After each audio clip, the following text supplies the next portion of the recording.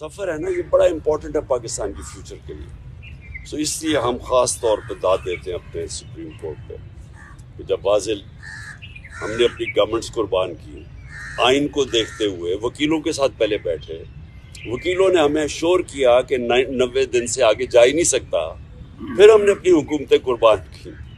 تو اس لیے تو نہیں قربان کی تھی کہ یہ سارے اپنے یہ محسن نقوی جیسے لوگوں کو اوپر بٹھا کے اور سارے ہمارے مخالف اور بیوروکریٹس اور پولیس والوں کو اوپر ہمارے بٹھا کے اور ہمارے اوپر انتقامی کارروائی شروع کر دیں, اور یہ یہاں بھی اور پختونخوا میں بھی.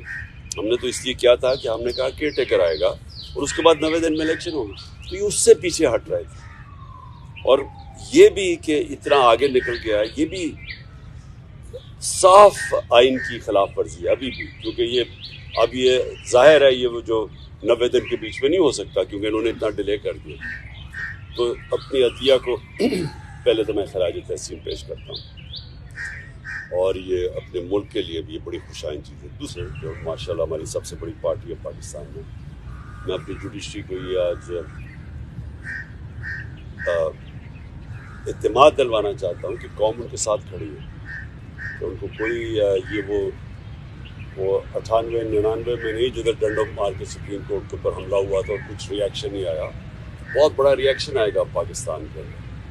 تو یہ ہم نے بھی سارا وائرل ہوا یہ جو کلپ ہے, اور میں صرف اپنے ججز کو یہ شیورٹی دینا چاہتا ہوں کہ ہم سب کھڑے ہیں. دوسری چیز کی میں نے بات کرنی تھی وہ یہ, آج بابر اعوان نے ایک پریس کانفرنس کیا.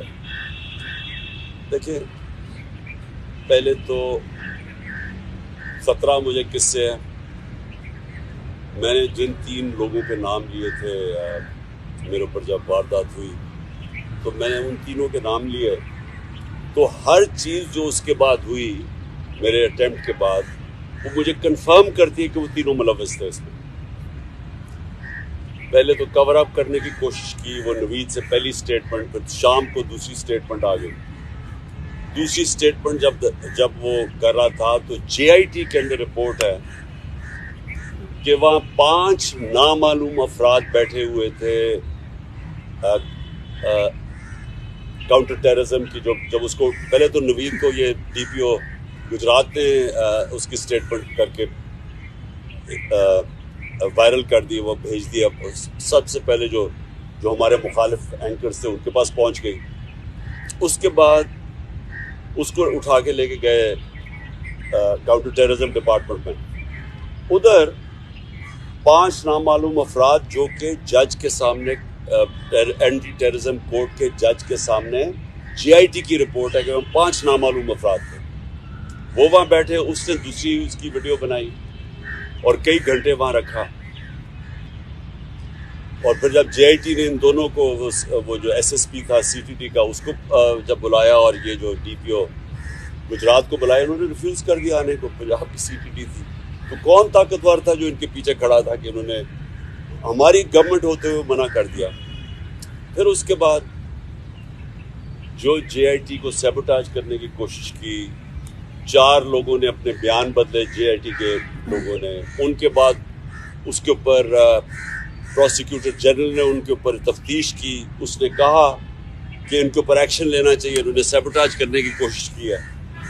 اب اس کیئر ٹیکر گورنمنٹ جس کا یہ مینڈیٹ ہی نہیں, آتے ساتھ ہی پہلے JIT کو چینج روکا, اس کے بعد ان 4 لوگوں کو جن کے اوپر ایکشن کہا تھا ان کو واپس JIT پہ بٹھا کے, اور جو لوگ جو 2 کام کر رہے تھے ان کو انہوں نے OST کر دیا. تو یہ جو کور اپ ہے یہ صرف وہ کر سکتا ہے جس کے پاس طاقت ہے, اور طاقت کس کے پاس ہے؟ ڈرٹی ہیری کے پاس طاقت ہے, رانا ثناء اللہ کے پاس طاقت ہے, اور شہباز شریف. یہ جو تینوں میں نے نامنیٹ کیے, اس کے علاوہ یہ نہیں ہو سکتے, اس کے علاوہ یہ سیبوٹاج نہیں کر سکتے JIT.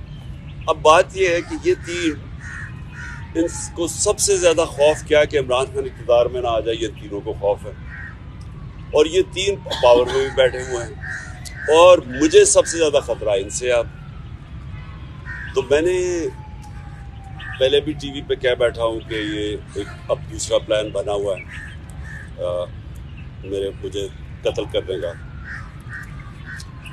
اور میں نے یہ پبلک بھی کہا, جب یہاں لاہور ہائی کورٹ تھا تو میں نے تب بھی جب جج خواجہ طارق رحیم نے جج کو بتایا کہ ان کے پر پلان بنا ہوا ہے, یہاں کوئی سیکیور انوائرمنٹ نہیں ہے, اس کو نہ پیش کریں وہاں, تو جج نے ایشورٹی دی. جب میں یہاں انتظار کر رہا تھا, جب میں گیا, اس نے ایشورٹی دی کہ پولیس ان کی حفاظت کرے گی.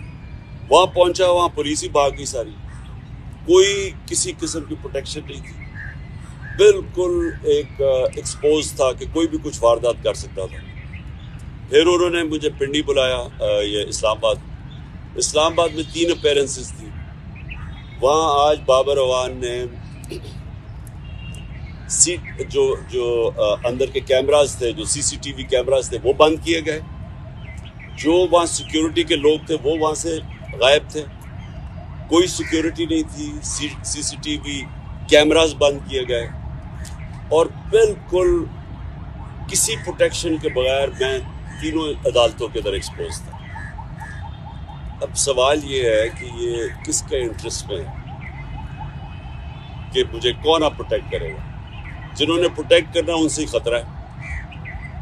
تو عدالت سے ہم اب کوشش کریں گے, سپریم کورٹ کے چیف جسٹس کو بھی میں اب لکھوں گا اپنے وکیلوں سے, ہائی کورٹ کے بھی چیف جسٹس کو, کہ یہ آپ ہماری باری تو جب نواز شریف فیک بیماری ہوئی تھی اس کو, کیونکہ اب تو پتہ چل گیا نا کہ جنرل بیماری نہیں تھی, تو ہمیں ایک جج صاحب نے, میں پرائم منسٹر تھا, انہوں نے کہا کہ اگر اس کو کچھ ہو گیا تو ہم ذمہ دار ہیں. تو مجھے کچھ ہو گیا تو کون ذمہ دار ہے؟ کیونکہ وہ جنہوں نے کچھ کرنا ہے وہی ان کا کام ہے میری حفاظت کرنا. اور دوسری چیز کہ جو نوید جس نے میرے پر قاتلانہ حملہ کیا تھا, اب اس کو عدالت میں نہیں پیش کیا جاتا, اس کی جیل کے اندر اس سے بات چیت کی جاتی ہے کیونکہ اس کی جان کو خطرہ ہے.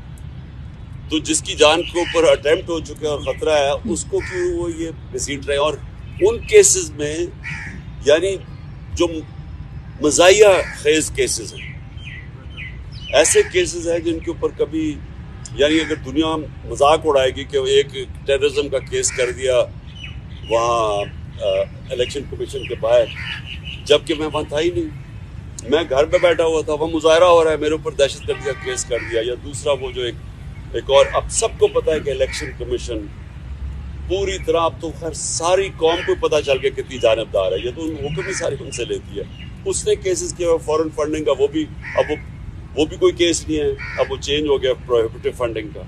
اور دوسرا یہ ہے یہ توشہ خانہ کا کیس, وہ بھی میں اب سب کے سامنے کہ جس وقت وہ دونوں کیسز عدالت میں گئی اوور ٹرن ہو جائیں گے, کیونکہ کیسز ہی نہیں ہیں, تو ان کے اوپر مجھے بلایا جا رہا ہے اور میری جان کو رسک کر رہا ہے. تو اس کے اوپر ہم انشاءاللہ اپنے وکیلوں کے ساتھ بیٹھ کے اپروچ کریں گے سپریم کورٹ.